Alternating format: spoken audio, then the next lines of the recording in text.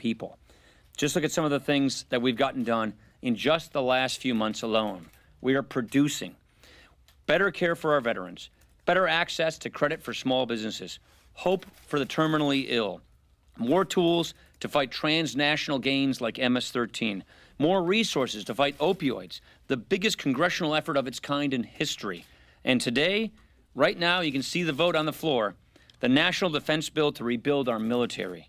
Things like this, things like these, they may not make the cut against the palace intrigue or all the countdown clocks, but we are getting things done to improve people's lives.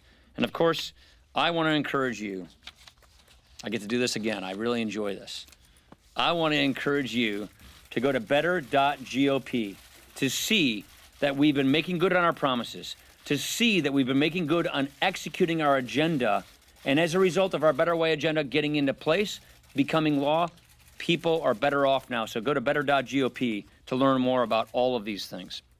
Finally, I want to take a moment of personal privilege, if you'll allow. Today is a bittersweet one for me. It is my last day with Will Miller on my staff. Many of you know Will. If you have seen me walking around here for the last 2+ years, you have seen Will Miller. He keeps me moving. He makes sure that I can do my job effectively. He's going off to business school, and I'm really happy for him because he has got a great future ahead of him. But this young man has made my life better, my speakership better. He's dependable, he's unflappable, and he just has a really nice way about him. I know many of you know him. So I just want to say to Will Miller, thank you very much for all that you've done for all of us here. Really appreciate it. And with this, I'd like to sign this bill.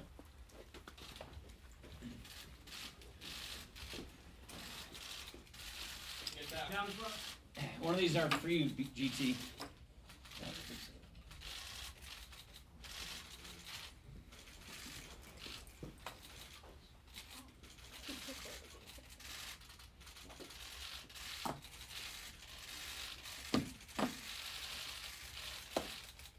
Do any of you have any questions? Manu. Mr. Speaker, is it appropriate for your colleagues to try to impeach Rod Rosenstein? And it's also, is it appropriate for them to seek documents that are directly pertinent to an ongoing investigation, the Mueller investigation? Well, let me step back. First of all, it is appropriate that we conduct oversight of the executive branch and that we get full compliance with the executive branch on what are very legitimate document requests. Do I support impeachment of Rod Rosenstein? No, I do not. I do not for a number of reasons. First, it takes, I don't think we should be cavalier with this process or with this term. Number one. Number two, I don't think that this rises to the level of high crimes and misdemeanors, a really high standard. Number three, we, since I got involved, have been getting a lot of compliance from DOJ on the document requests. We do not have full compliance, and we have to get full compliance, but we've been making tremendous progress to that point. The second reason why I think that is not the right way to go is because knowing the Senate procedures and the rules over there, this is about as privileged as anything gets over there. It's one of the most privileged things that occurs in the Senate. And if this were to pass through the House, then what it would do is tie the Senate into knots. What does that mean to us practically speaking? That means it would derail or largely delay a big part of our agenda, our appropriation bills, our infrastructure bills, and it would clearly dramatically delay the confirmation of Brett Kavanaugh to go to the Supreme Court, which we expect to get done by October 1st when the Supreme Court reconvenes. So for many reasons, I don't think it's the right way to go.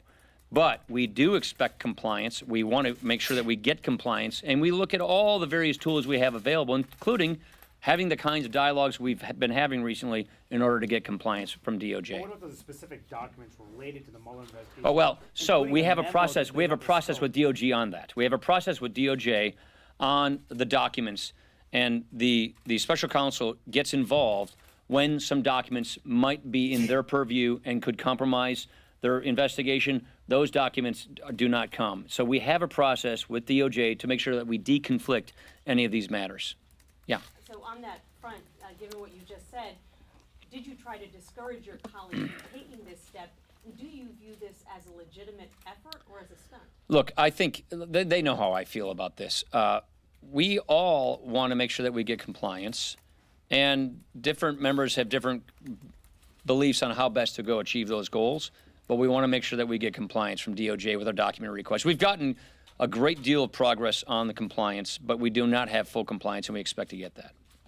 One of those colleagues of yours. Didn't you guys want to talk about the Better Off Now? You know, I mean, did I show you this? Okay, thanks.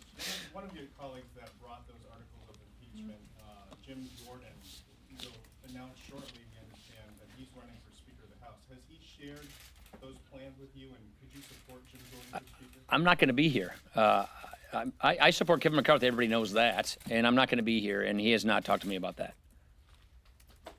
Bonus. Mr. Speaker, yesterday you addressed these interns and you asked them to rediscover their common humanity and treat other people with respect. Wanted to ask you, one of your colleagues in the House, Jason Lewis, there's been some reports about in his prior life before coming to Congress. Oh, yeah. he did a talk show. Yeah, I was wondering where you were going with this. He Okay. said some very, in some people's minds, disrespectful things about women and African Americans, saying the latter had an entitlement mentality, and that women, he Yeah. lamented that women couldn't be called certain words. Should he apologize for those comments? Yeah, so, I've actually, whenever I drive around western Wisconsin, as I had in the past years, I'd turn on Minneapolis radio, and I remember Jason Lewis back in those days. He was a shock jock. That was his job at the time. I've seen some of these comments, and I obviously don't support those comments. But the Jason Lewis I know here, who's a congressman, is an extremely conscientious man, a very hardworking, a very effective member of Congress, who has been nothing but an exemplary congressman who represents his constituents well. Would an I'll just leave it at apology that. help? I'll leave it to him. Thanks, Mr. Speaker. When the House returns in September, they'll be just 19 days before the midterm elections. How confident are you right now in election security and Oh. in the U.S. government's ability to protect itself from any potential Russian interference? And do you think there needs to be more done by Congress to protect the integrity of the election? No, I believe, the appropriations process is something that's always ongoing. I do believe we have learned a great deal more about how Russia attempts to interfere with elections and meddles in elections. We've learned a great deal more on the cyber front on that. So I think we're far better prepared today than we were just a couple of years ago on that front.